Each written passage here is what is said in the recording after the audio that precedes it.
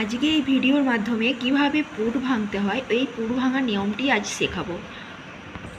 তো একটি ব্লাউজ করতে গেলে কিভাবে তোমরা পারফেক্ট নিয়মে পুটের মাপটা নিয়ে নেবে সেই নিয়মটাই আজকে তোমাদেরকে খুব সহজভাবে বুঝিয়ে দেব। তো এখানে একটি ব্লাউজের পুটের মাপ আছে 14। তো ওই 14কে আমি 2 দিয়ে প্রথমে ভাগ করে নেব। 2 দিয়ে ভাগ করে নিলে কত আসবে? আসবে 7। তো আমি যখন বোট নেক ব্লাউজ করব তখন কিন্তু পুরো এই অর্ধেক অর্থাৎ পুটের মাপ 7ই নেব। কিন্তু যখনই আমি ডিপ নেক করব তখনই কিন্তু পুট আস্তে আস্তে কমে আসবে, অর্থাৎ পুট 2 সুত করে কমবে। পিঠ যত নামবে তত পুটটা কমে কমে আসবে। তো দেখা যাক আজকে কিভাবে আমি পুটটা কমিয়ে নিয়ে আসবো। তো এখানে দেখো পুট আছে 14, তার হাফ হবে 7, কিন্তু আমি এখানে পুটের মাপ নিয়েছি, দেখে নাও। পুটের মাপ নিয়েছি 5.5। পুটের মাপ নিয়েছি 5.5, ঠিক আছে, 5.5। তো এখানে কেন 7 নিলাম না? কারণ এই ব্লাউজটা আমি বোট নেক করছি না, এখানে আমি ডিপ গলা করছি। দেখো যখনই তুমি বোট নেক করবে তখন এখানে গলা ছাড় কিন্তু 2 হবে না, গলা ছাড় হবে 3 এবং গলা লম্বা হবে 3। তো এখানে আমি ডিপ নেক করছি, ওই জন্য গলাটা আমি 2 ছেড়েছি।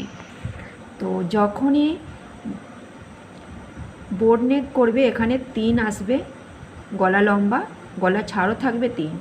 এবার যখন আমি 4-এ নামাবো গলা, তখন এখানে 7 থেকে যে পুট ছিল 7 থেকে পুট কমে আসবে 6.5 আর 2 সুত, 6.5 2 সুত। যখনই 5-এ নামাবো তখন 6.5 2 সুত থেকে কমে চলে আসবে 6.5। যখনই 6-এ নামাবো তখন এখানে ছিল 6.5, তখন 6.5 থেকে 2 সুত কমালে হবে 6 2 সুত। যখনই 7-এ নামাবো তখন 6 2 সুত কমে 6 থেকে 2 সুতটা কমে চলে আসবে আমার পুট 6। যখনই আমি 8-এ গলা নামাবো তখনই এখানে 6 আছে, 6 থেকে কমে আসবে 5.5 2 সুত। যখনই আমি 9-এ নামাবো তখনই 5.5 থেকে 2 সুত, 5.5 2 সুত থেকে কমে হয়ে আসবে এখানে পুটের মাপ আসবে 5.5।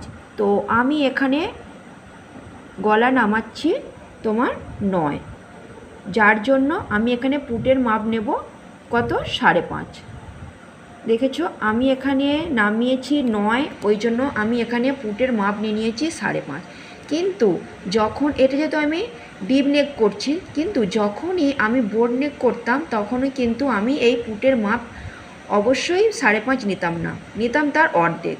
অর্থাৎ 14 যদি পুট থাকে তাকে 2 দিয়ে ভাগ করে নেব, ভাগ করে হবে 7, তখন আমি পুট নেব 7 এবং গলা ছাড় দেবো 3 এবং গলা লম্বা নামাবো 3।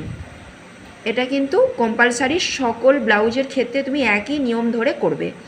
ধরো কারো পুটের মাপ হয়তো থাকবে 15, কারো মাপ থাকবে হয়তো 15-র কম, সেই রকম যত যাই হোক সেই পুটের অংশটাকে তুমি 2 দিয়ে ভাগ করে নেবে।